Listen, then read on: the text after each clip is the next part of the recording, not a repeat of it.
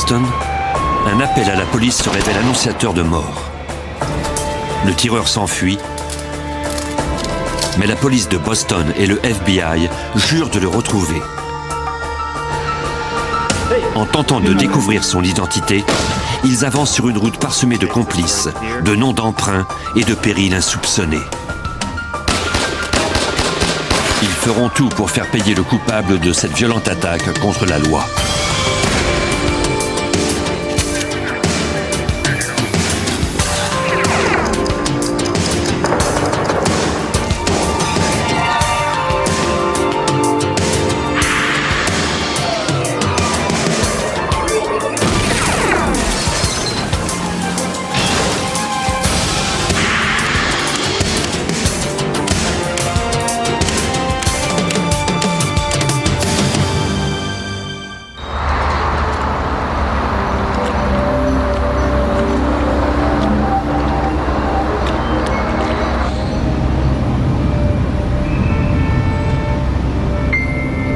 Boston, au Massachusetts. Le quartier de Back Bay est cossu et l'on n'y est guère habitué aux crimes violents. À minuit 30, le 2 octobre 1987, dans un immeuble du quartier, Meredith Falcone et son cousin se disputaient âprement. Il l'avait menacée et elle tentait de le convaincre de partir.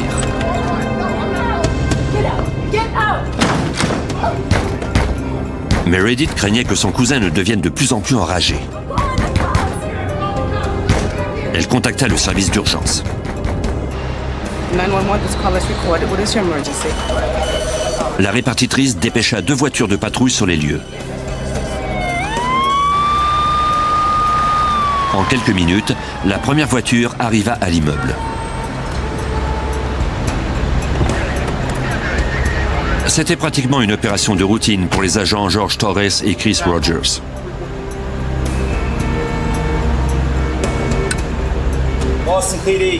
Ils appelèrent par l'interphone à l'appartement de Meredith Falcone. Selon l'agent Torres, le dispositif de déverrouillage de la porte était défectueux. Elle nous a dit que le dispositif d'ouverture de la porte ne fonctionnait pas et nous a suggéré de sonner chez quelqu'un d'autre pour qu'on nous ouvre. Pendant qu'elle nous parlait, on pouvait entendre des éclats de voix. On savait donc que la situation était anormale chez elle.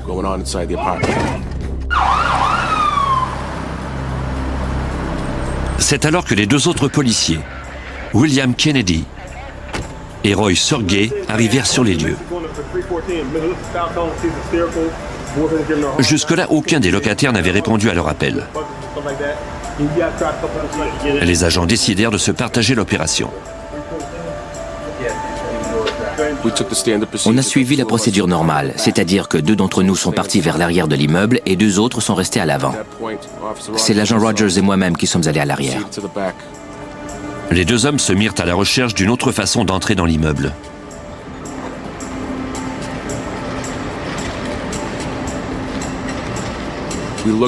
À l'arrière, il y avait un petit réduit et l'on a aperçu un homme contre le mur qui semblait vouloir se cacher.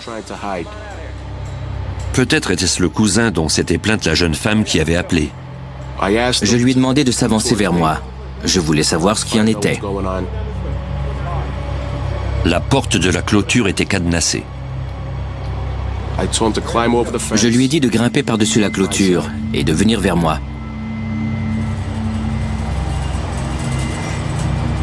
Mais en mettant le pied par terre, il a voulu prendre la fuite. Je l'ai alors saisi, je lui ai ordonné de ne pas bouger et j'ai commencé à vérifier s'il était armé.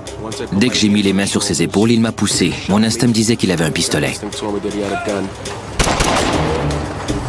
Torres fut atteint. L'homme continua de tirer sur l'agent Rogers. Ensuite, il prit Torres en chasse. Rogers ne parvenait pas à bien viser le suspect. C'est alors que Kennedy et Sergey rejoignirent leurs collègues.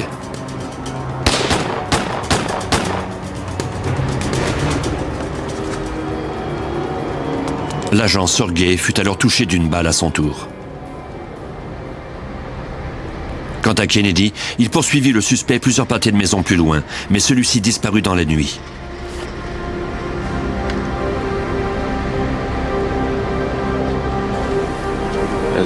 En me penchant au-dessus de mon collègue, j'ai remarqué que je saignais du bras gauche et du côté gauche de la poitrine. Je savais que j'avais été atteint de plusieurs balles. Rogers demanda des renforts et des ambulanciers.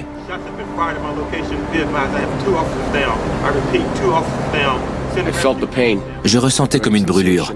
J'avais de la difficulté à respirer. C'est là que j'ai compris que le projectile avait perforé mes poumons. Les répartiteurs de la police de Boston durent transmettre la terrible nouvelle, celle que redoutent le plus les agents. Toutes les unités disponibles répondirent à l'appel. En quelques minutes à peine, le paisible quartier de Back Bay fut envahi de véhicules. Les agents Roy Sergey et George Torres, tous deux gravement blessés, furent conduits d'urgence à l'hôpital. Les détectives interrogèrent les agents Rogers et Kennedy. Selon eux, l'assaillant était un Asiatique d'environ 30 ans, de taille moyenne et bien charpenté. Cette description du tireur ne concordait pas avec celle du cousin de Meredith Falcone, l'homme qui s'était disputé avec elle. L'agent Kennedy, un tireur d'élite, était persuadé qu'il avait atteint le fugitif. On ne trouva toutefois aucune trace de sang.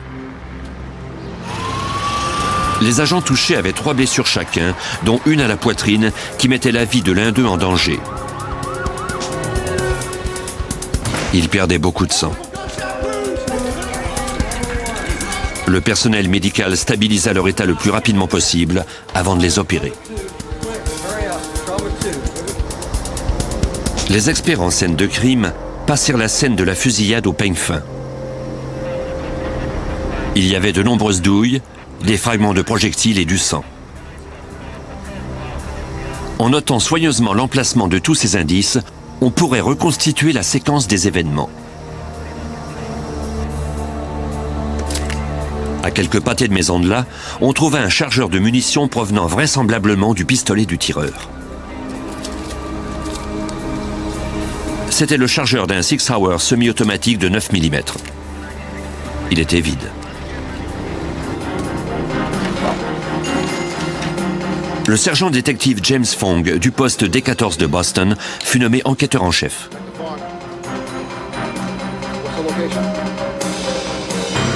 Quand j'ai appris que Roy Sergey et George Torres avaient été touchés, j'ai été très surpris que quelqu'un s'en prenne ainsi à des policiers de Boston. Il fallait déterminer d'où l'assaillant était sorti. Ensuite, on pourrait peut-être parvenir à l'identifier. On m'avait déjà informé du fait que l'homme qui avait été mêlé à la fusillade était arrivé par la clôture arrière. D'autres policiers et moi-même avons donc commencé notre enquête à cet endroit.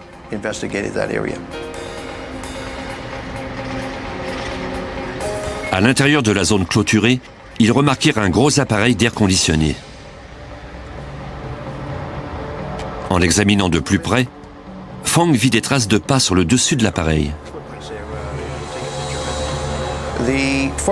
Les traces de pas qu'on a trouvées sur les lieux corroboraient la description des événements des policiers George Torres et Christopher Rogers.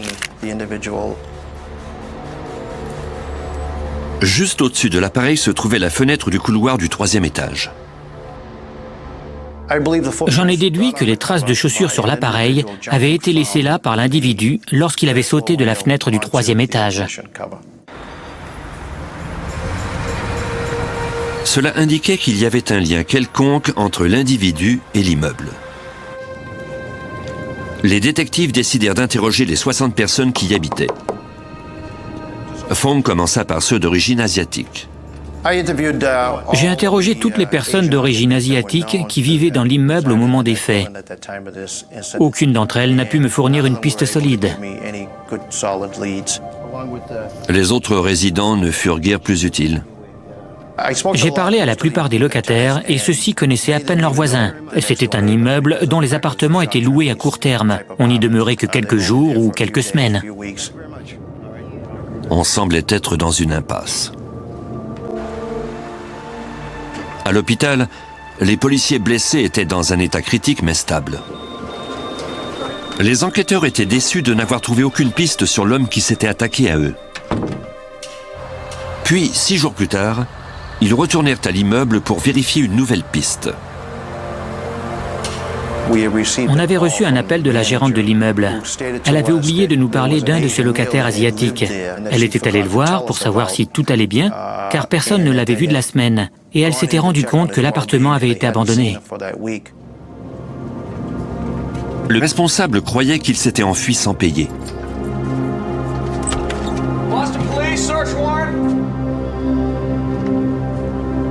Le locataire en question s'appelait Mark Taylor. Sa description correspondait à celle du tireur.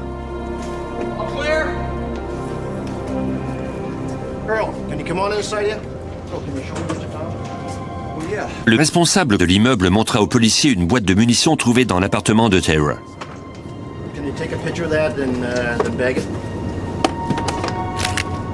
Des techniciens recueillirent les projectiles en notant qu'ils étaient d'un calibre de 9 mm, soit le même calibre que les projectiles trouvés sur la scène. Au labo, on les comparerait plus tard à ceux de la fusillade. Le détective Fong remarqua alors qu'un carreau du plafond avait été déplacé. Il y jeta un coup d'œil de plus près. Il lui apparut évident que quelqu'un avait caché quelque chose à cet endroit.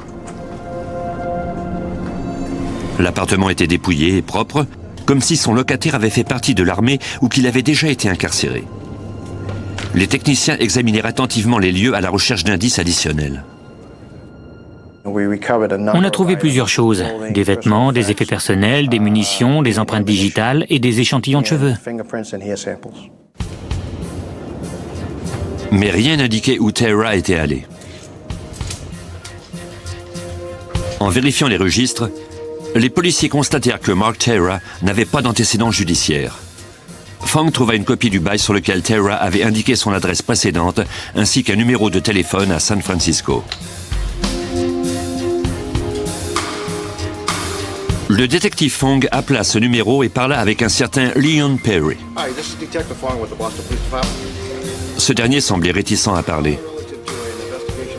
Il déclara qu'il ne connaissait pas Taylor.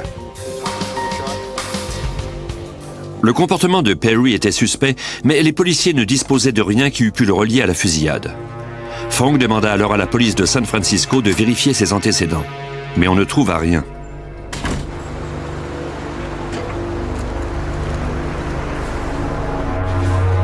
La police de Boston reçut alors une copie du permis de conduire de Mark Taylor émis en Californie. On l'a montré à George Torres, l'agent qui avait le mieux vu le visage du tireur. Ça m'a sauté aux yeux quand j'ai vu son visage. J'ai dit, c'est cet homme-là qui nous a tiré dessus. J'ai alors ressenti une décharge d'anxiété et de peur dans tout mon corps. D'abord de l'anxiété parce qu'on avait identifié un suspect, et ensuite de la peur parce qu'il était toujours en liberté. Après avoir identifié ce suspect, la police de Boston tint une conférence de presse.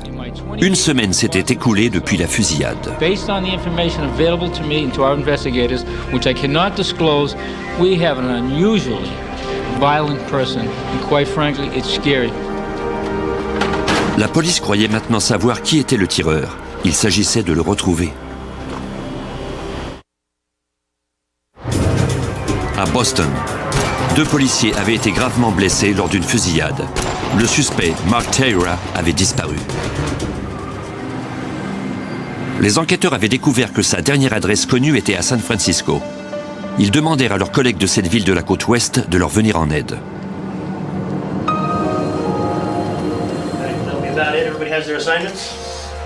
Ils leur firent parvenir des affiches avec la photo de Taylor et leur demandèrent d'être attentifs, car le suspect pouvait bien retourner en Californie.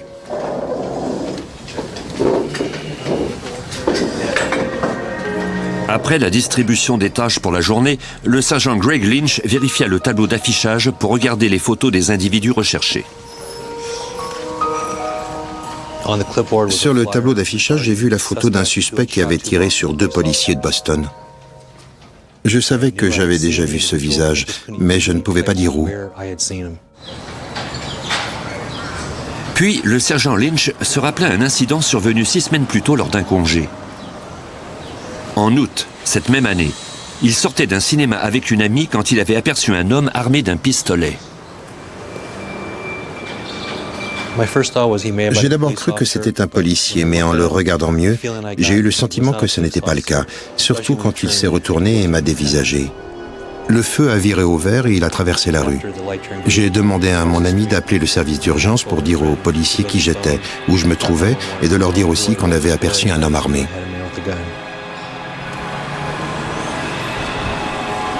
D'instinct, Lynch était persuadé que l'homme était un criminel. Il le prit en filature, même s'il ne pouvait pas l'empêcher de partir en voiture.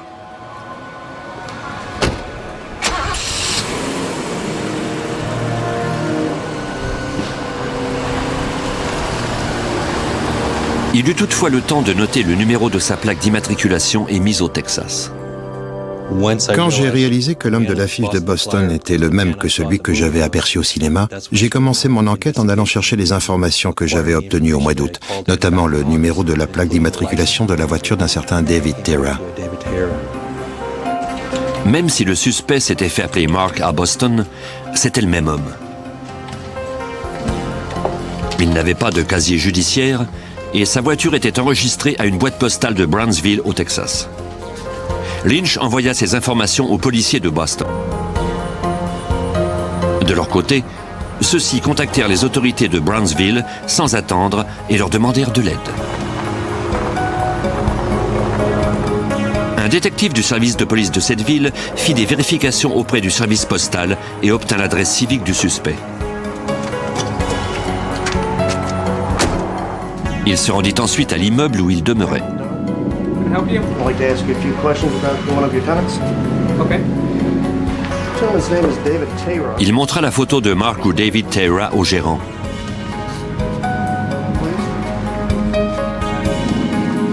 Celui-ci le reconnut, mais il ne le connaissait sous aucun de ses noms. Selon lui, il s'agissait de Ted Otsuki, qui avait quitté son appartement définitivement quelques mois plus tôt. Le gérant ignorait où il se trouvait. Sir, if you think of anything else that can help me, please give me a call. Thank you very much.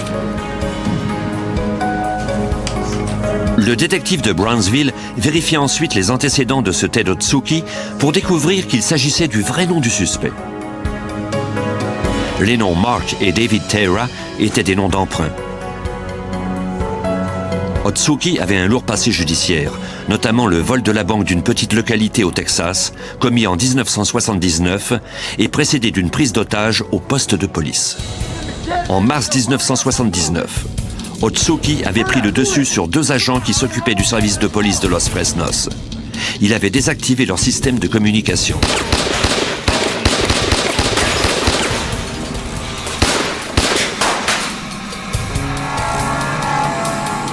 Ensuite, il avait traversé la rue et volé $70 000 à la banque.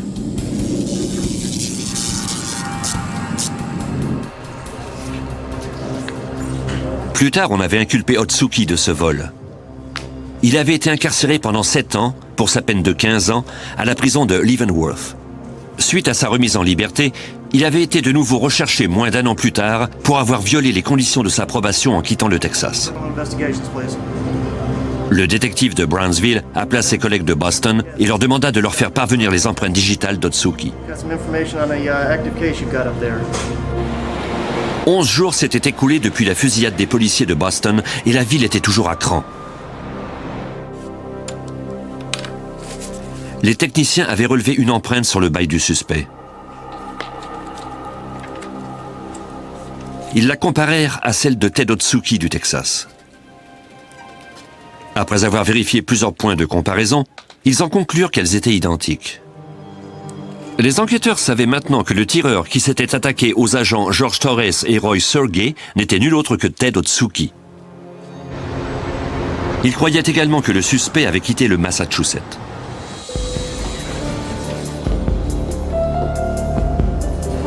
Le service de police de Boston demanda alors l'aide du FBI. L'affaire fut assignée à l'agent spécial Jay Fallon du bureau de Boston. On se doutait bien qu'il avait fui l'État pour éviter d'être arrêté. Le FBI a donc pu obtenir un mandat d'arrêt contre lui pour ces raisons.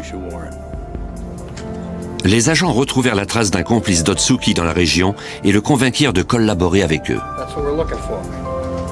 Celui-ci déclara qu'il avait entendu dire que le suspect était venu à Boston pour préparer un vol de banque. On avait des raisons de croire que Ted Otsuki était venu à Boston pour se trouver des complices. Il comptait élaborer un plan avec eux, selon lequel ils enlèveraient un directeur de banque. Il semblait bien que la fusillade des policiers n'avait rien à voir avec tout cela. C'était une erreur de calcul. Les enquêteurs croyaient que le soir de cette fusillade, Ted Otsuki était dans son appartement. La police de Boston arriva alors à l'immeuble en réponse à l'appel d'une femme en détresse.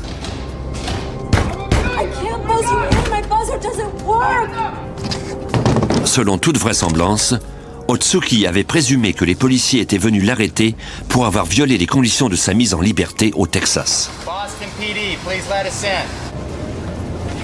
Il avait saisi son pistolet Sig Sauer d'un calibre de 9 mm et quelques cartouches de munitions.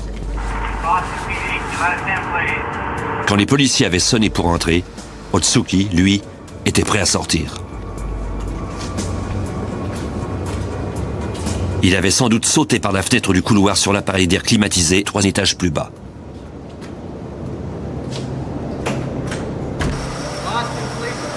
Quelques secondes plus tard, la fusillade avait commencé.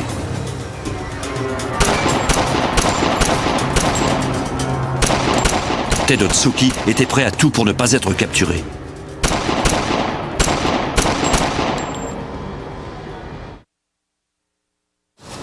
En 1987, la police de Boston et le FBI étaient à la recherche de Ted Otsuki, recherché pour avoir fait feu sur 2 agents de police. L'agent spécial Jeff Allen tenta de restreindre le champ des recherches en prévoyant les déplacements du fugitif. Un des principes les plus élémentaires dans ce type d'enquête consiste à identifier les amis et la famille du suspect ainsi que ses complices.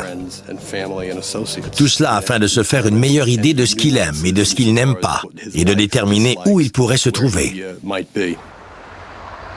Les agents contactèrent Leon Perry à San Francisco, qui croyait-il était un complice du suspect, mais celui-ci déclara qu'il ne connaissait pas le fugitif. C'est en surveillant Perry que les agents découvrirent qu'il utilisait la voiture d'Otsuki. Ils ne virent toutefois pas ce dernier. Des recherches dans la base de données du FBI leur permirent de découvrir que Leon Perry avait passé du temps avec Otsuki à la prison de Leavenworth. Mis devant les faits, Perry finit par admettre qu'il connaissait le suspect, mais il ajouta qu'il ne lui avait pas parlé depuis plusieurs mois et qu'il n'avait pas la moindre idée de l'endroit où il se trouvait. On ne disposait pas d'un doute raisonnable pour l'arrêter, mais on remorqua la voiture d'Otsuki à la fourrière et l'on continua de surveiller Perry. Lors de la fouille de son appartement, on ne trouva aucune trace du fugitif.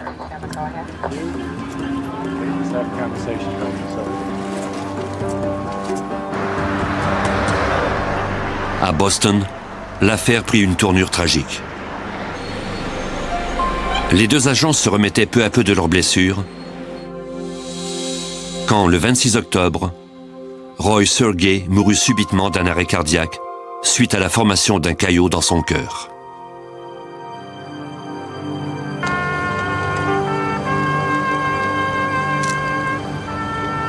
Voici le sergent détective James Fong. Je me suis alors engagé personnellement à retrouver l'individu qui avait tiré sur Roy Sergey et causé sa mort.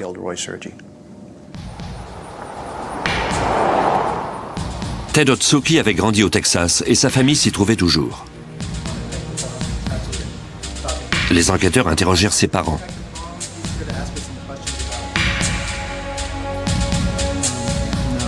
Ceux-ci furent ébranlés en apprenant de quoi on accusait Otsuki et ils ajoutèrent qu'ils ne l'avaient pas vu ni eu de ses nouvelles depuis plusieurs mois. Ils ignoraient où il se trouvait.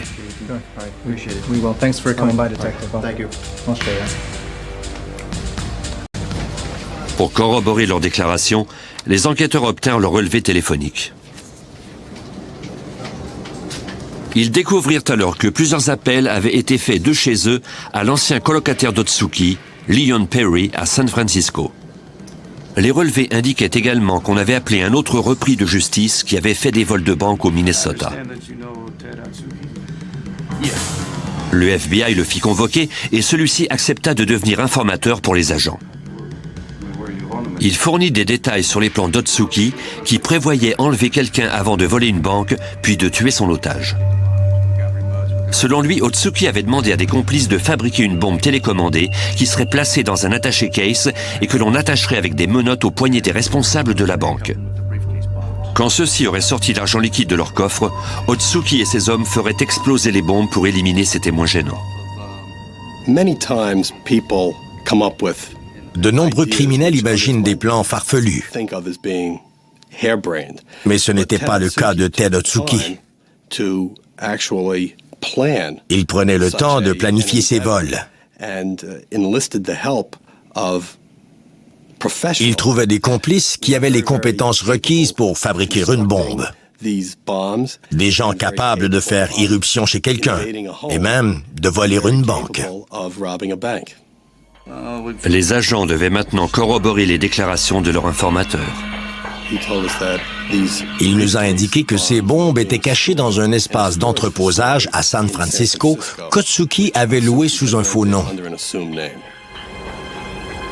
Aidés par l'escouade anti-bombe de la police de San Francisco, les agents du FBI trouvèrent le lieu d'entreposage en question et, à l'intérieur, un attaché case comme l'informateur l'avait décrit. Ne sachant pas exactement comment la bombe pouvait être actionnée, ils devaient se montrer prudents.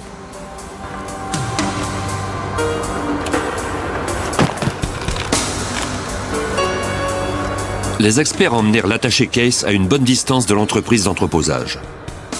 Ensuite, ils attachèrent à la mallette un dispositif qui devait permettre de l'ouvrir sans faire détonner la bombe à l'intérieur.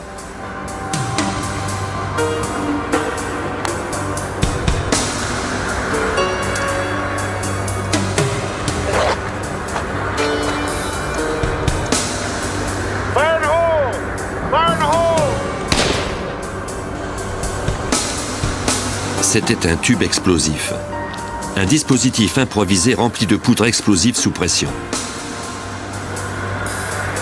En présence d'une étincelle, la poudre brûle avec une telle intensité qu'elle fait exploser le tube, envoyant des éclats dans toutes les directions.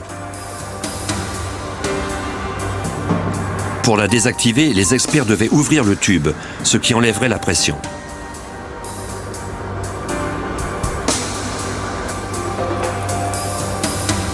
La façon la plus sécuritaire consiste à utiliser de l'eau, comme nous le raconte l'agent spécial Philip Sena du bureau du FBI de San Francisco. Sous l'effet d'eau à haute pression, le dispositif de fermeture du tuyau en vient sauter, tout simplement. Ainsi, on n'utilise aucune chaleur ou flamme. On envoie plutôt quelque chose de relativement bénin, afin de décapsuler le tube avant qu'il n'explose.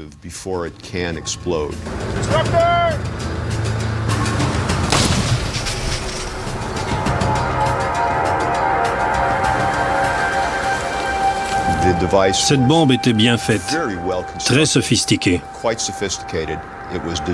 Elle pouvait être télécommandée. On m'a dit que ce dispositif pouvait tuer quelqu'un dans une aire de 3 ou 4 mètres. Mais à l'intérieur de cette aire restreinte, elle était dévastatrice. On trouva plus tard une autre bombe qu'on désactiva. Ces indices furent recueillis pour être examinés au labo. L'agent spécial Fallon voulait savoir si Leon Perry, l'ancien colocataire d'Otsuki à San Francisco, connaissait l'existence de ces bombes. Après qu'on eut trouvé les bombes, on a interrogé Perry de nouveau. Celui-ci nous a dit qu'il ignorait l'existence de ces bombes et qu'il nous l'aurait certainement dit s'il l'avait su. On a alors envoyé ces bombes et les matériaux ayant servi à leur fabrication au labo. Et les experts ont trouvé l'empreinte de Perry sur les boîtes qui contenaient les bombes. Ainsi donc, Perry ne coopérait pas du tout avec nous comme il aurait pu ou comme il aurait dû le faire. On a donc décidé d'annuler sa libération conditionnelle et de le remettre en prison. Depuis le début, les enquêteurs soupçonnaient Perry de collaborer activement avec Otsuki. Maintenant, ils en avaient la preuve. À moins qu'il n'accepte de coopérer avec la police, Perry risquait de se retrouver en prison pour 20 ans.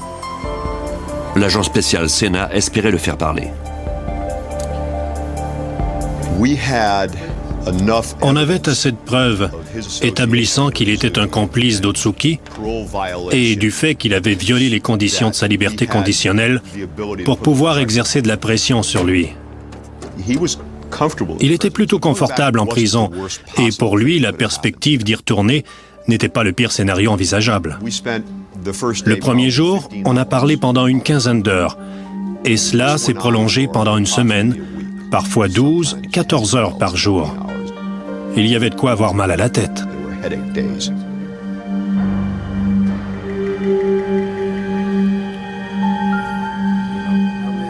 Puis finalement, les agents convainquirent Perry qu'il était dans son intérêt de parler. Il passa aux aveux.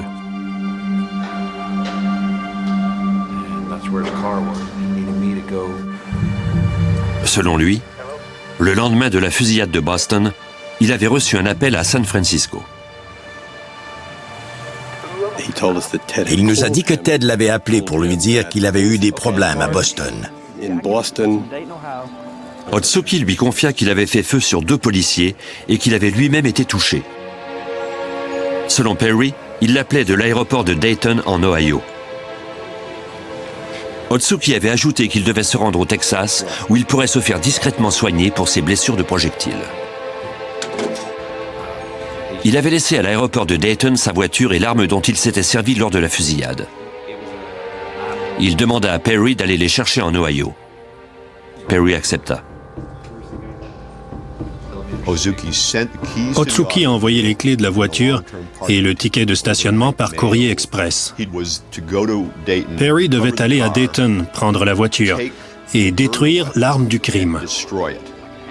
Ensuite, il devait ramener la voiture à San Francisco, la vider de ce qu'elle contenait et tout cacher. Perry trouva la voiture comme Otsuki le lui avait dit. À l'intérieur, il y avait un pistolet Sig Sauer de 9 mm. L'arme du crime était un pistolet de grande qualité. Il était réticent à détruire une arme comme celle-là. Il a plutôt décidé de la donner à son père. Perry se rendit chez ses parents au Missouri et y laissa l'arme. J'ai appelé son père et lui ai parlé. Je lui ai assuré que son fils n'avait rien fait de répréhensible. Je lui ai ensuite demandé s'il avait toujours le pistolet en sa possession et il m'a dit que oui. Les agents du Missouri allèrent chercher le Sig Sauer. Des analyses balistiques confirmèrent que c'était bien l'arme ayant servi à tirer les balles meurtrières. On a trouvé les empreintes digitales d'Otsuki sur une des balles dans l'arme. Non seulement disposions-nous de l'arme qui avait servi à faire feu sur les policiers, mais nous avions également les empreintes d'Otsuki sur un des projectiles de cette arme. Avec ces indices qui montraient qu'Otsuki était impliqué dans le meurtre de Roy Sergey et la fabrication de bombes mortelles, le FBI put mettre son nom sur la liste des 10 fugitifs les plus recherchés au pays. Mais ce dangereux criminel était en cavale depuis 4 mois et il pouvait maintenant se trouver n'importe où.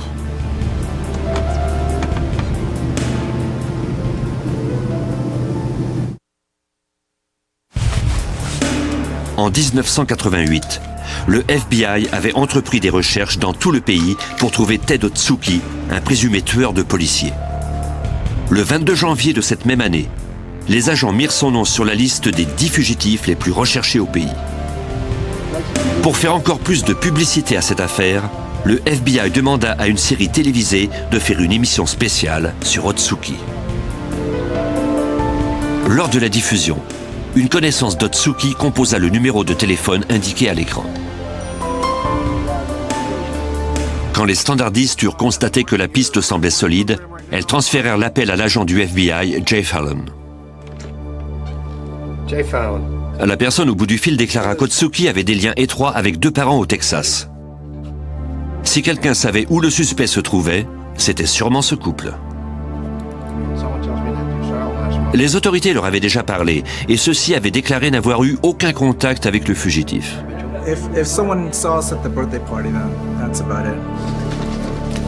Mais en vérifiant les relevés de leur ligne téléphonique, on découvrit qu'ils avaient reçu plusieurs appels de Guadalajara au Mexique où d'autres parents du suspect vivaient. Otsuki pouvait être parti à cet endroit.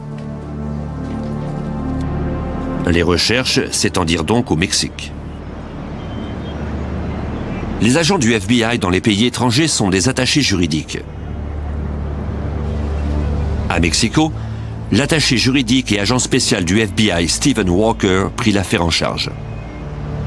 Le FBI n'a aucune autorité légale pour mener une enquête dans un autre pays selon les lois de ce pays. On doit donc solliciter la coopération du gouvernement. Il faut établir des liens officiels. Il faut demander que le pays hôte affecte ses services de police aux tâches du FBI.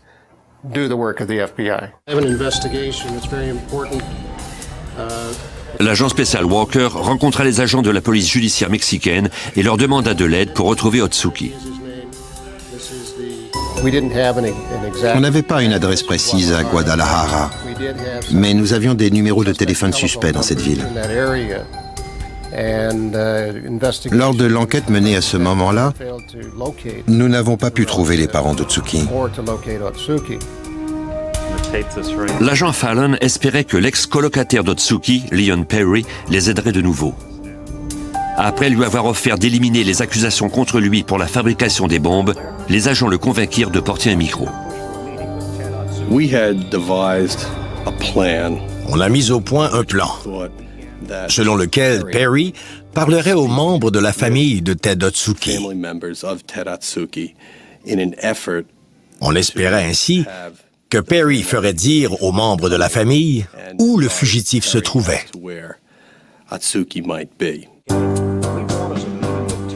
Les agents émirent un faux passeport au nom de Perry et lui indiquèrent comment berner les parents du suspect.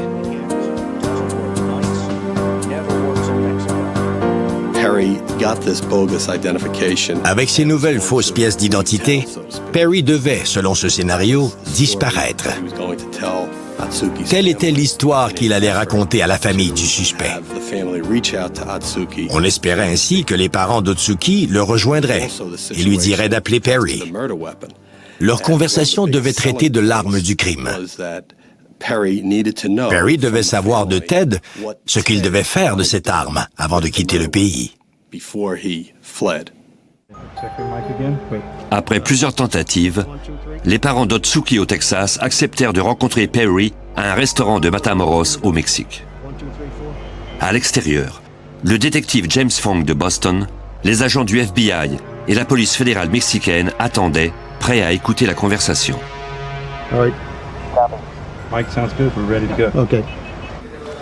D'autres agents se trouvaient à l'intérieur. Peu de temps avant l'arrivée de Perry, un agent et moi sommes entrés dans le restaurant. Nous nous sommes assis afin de surveiller la situation.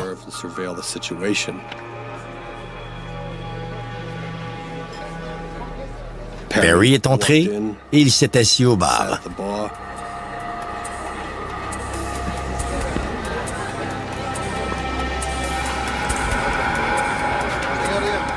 Ils n'eurent pas à attendre longtemps l'arrivée des parents d'Otsuki.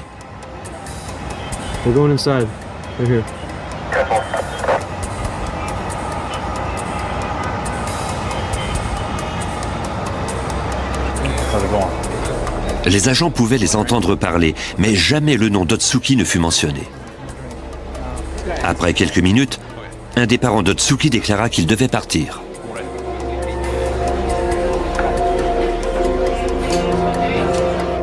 L'équipe de surveillance dut alors revoir ses plans à toute vitesse. J'étais inquiet parce que ce n'était pas ce à quoi on s'attendait. Mais on doit toujours faire confiance aux gens qui travaillent avec nous.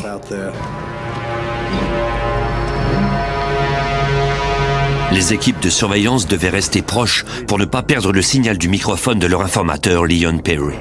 Hey, listen, I need to meet with Ted. I need to talk with Ted. It's gonna be tough, I'm telling you. Well, where is he? He's not anywhere around here. If he wants me to take care of the things he wants me to take care of, I'm gonna have to meet with him. And I can't tell. I don't know how else to tell you that. Okay, tell you what. Finalement, les parents lui dirent qu'ils allaient appeler Otsuki devant lui. My wife has a number. I think what we can do is to head over to the bus station. The bus station. They've got phones there. Oh, okay.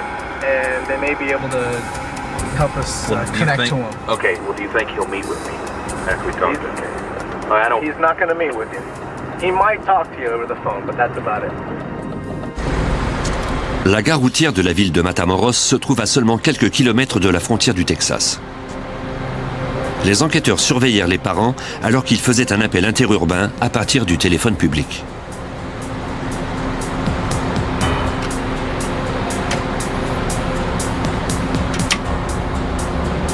Des agents secrets les tenaient à l'œil. L'homme parla brièvement avec son interlocuteur avant de passer le combiné à Perry. C'était bien Otsuki. Celui-ci demanda à Perry de détruire le Sig Sauer de 9 mm. Il déclara qu'il avait dévalisé quelques banques au Mexique, mais ne précisa pas à quel endroit. Malgré tout, c'était la meilleure piste que tenait l'agent spécial Philip Sena jusque-là. Les autorités fédérales mexicaines ont pu obtenir le numéro de téléphone par l'intermédiaire du responsable de la gare routière. La police judiciaire a alors pu déterminer l'adresse civique à Guadalajara qui était reliée à ce numéro. L'agent de liaison avec la police fédérale mexicaine à Guadalajara était l'agent spécial Stephen Walker du FBI. On connaissait le numéro de téléphone qui avait été composé et on savait que c'était celui d'Otsuki. C'était le numéro d'une résidence de Guadalajara. On a ensuite découvert qu'il s'agissait d'un appartement en ville. Il ne nous restait plus qu'à demander aux autorités fédérales de se rendre sur place. Des équipes d'agents surveillèrent l'immeuble, mais ne virent aucun signe d'Otsuki. Nous étions près du but, mais l'affaire n'était pas encore dans le sac. D'une certaine façon, c'était plus pénible que d'ignorer où il se trouvait, parce que maintenant, nous savions où il était, et nous voulions désespérément l'arrêter, même si rien ne nous garantissait qu'on y parviendrait.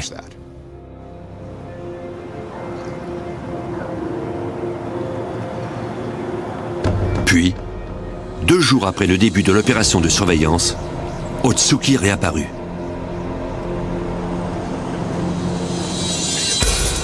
Les policiers passèrent à l'action.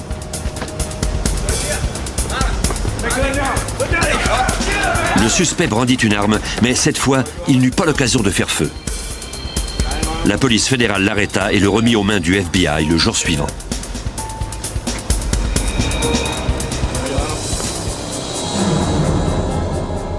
Ted Otsuki a été trouvé coupable de la tentative de meurtre de George Torres et du meurtre au premier degré de Roy Sergey. Il a été condamné à une peine d'incarcération à vie, plus 20 ans. Après s'être remis de ses blessures, l'agent Torres a repris ses fonctions. Il n'a pris sa retraite du service de police de Boston qu'en 1997. Roy Sergey, qu'on avait promu détective suite à la fusillade, a laissé derrière lui une femme et 3 enfants, en plus de quantité d'amis au sein des forces policières de Boston. La salle communautaire du poste de police D14 de Boston a été dédiée à sa mémoire.